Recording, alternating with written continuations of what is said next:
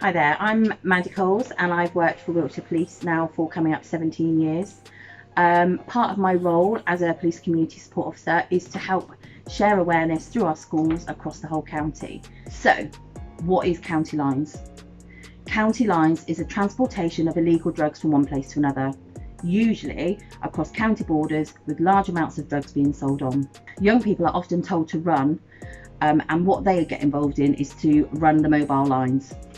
This is to help the main drug dealers organise with the drug selling locally to other young people as well as other people within the community. You all know the dangers of taking substances, so we don't want to focus on that. We are focusing on purely the dangers of the exploitation and why groups choose to target young people. Why do young people become involved in county lines? Young and vulnerable people are often made to believe that joining a group involved in criminal activity will boost their protection and their social status.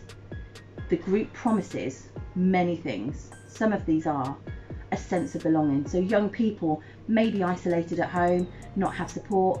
They are then brought into this and they are treated as one of the family. They're influenced by money they're going to be receiving, a sense of power over other young people. Making new friends and becoming higher on the social status, and also protection from others. They feel that being involved in this other criminal group will actually protect them from other people within their communities.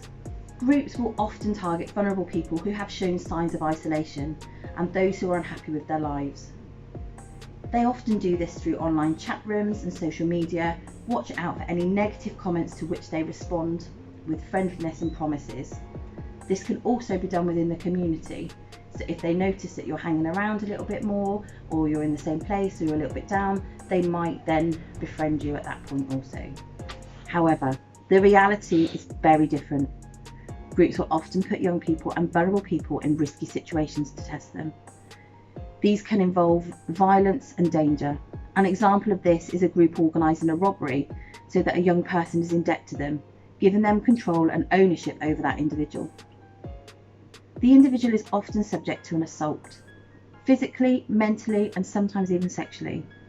This can cause long-term harm on both physical and mental well-being for that young person. So, what are the signs of exploitation? There's quite a few, and these are things that you can look out for amongst your friends and your peers. Many of these could include a sudden change in behaviour with violent and aggressive outbursts, becoming isolated from friends and family, where they used to hang around with groups and now they're more on their own or mixing with other people, maybe people that you don't know or don't recognise in the community that you live or go to school in. They could start to carry weapons. They have multiple mobile phones, often phones that aren't the latest tech, more old Nokias and things like that. That's a real big sign. Unexplained new possessions and money. So this might be they've never got any money usually for new clothes, but all of a sudden they've got the latest trainers that cost hundreds and hundreds of pounds, and they're rocking up to school with these trainers. That might be an indication. Regularly going missing or not attending school, that is a key, because sometimes these people will make them run and go to other places, other large cities and towns across the country, where they will then load them up and send them back to do their deeds. Unexplained injuries that could indicate they've been assaulted. The use of drugs and alcohol. Maybe they never used to be involved. Maybe they hated anybody even smoking cannabis or anything around them, and all of a sudden you've now seen them become quite involved in that side of exploitation. And finally, associating with established groups, in particular older members. These could be people that you don't recognise, people that aren't from our communities, people that you have never seen before, or maybe even older people within our communities that you know have got a history of drugs or drug abuse.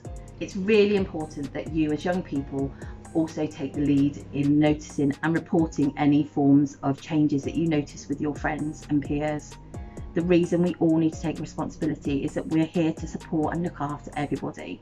You as a friend or as a young person, knowing your community and your friends and peers, may notice the changes within them way sooner than any adult does, because you're with them a lot more and you are their friend.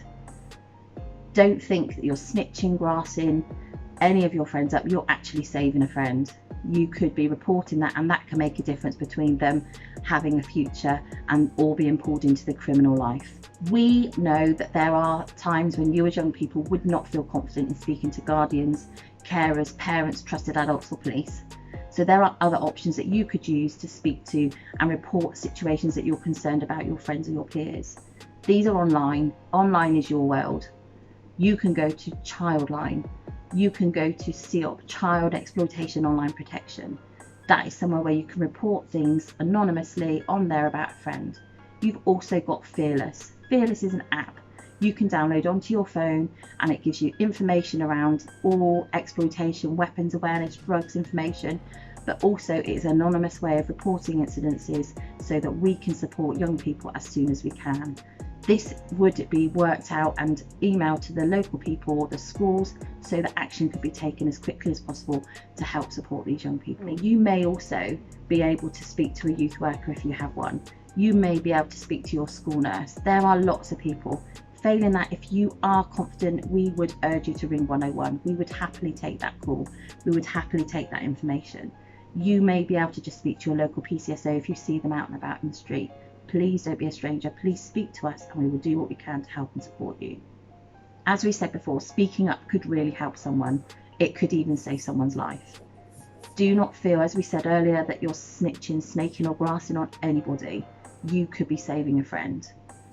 You're not dobbing anybody in. You are sharing information that you are concerned about a friend, and that is all you're doing. It may make a difference to that young person now and for their future. Thank you for listening. It's been a pleasure speaking to you today. If you have any questions or worries about any of this, your teaching staff are on hand to support you at the moment. If you need anything from us, please again phone us on 101, or alternatively go to CEOP or Fearless.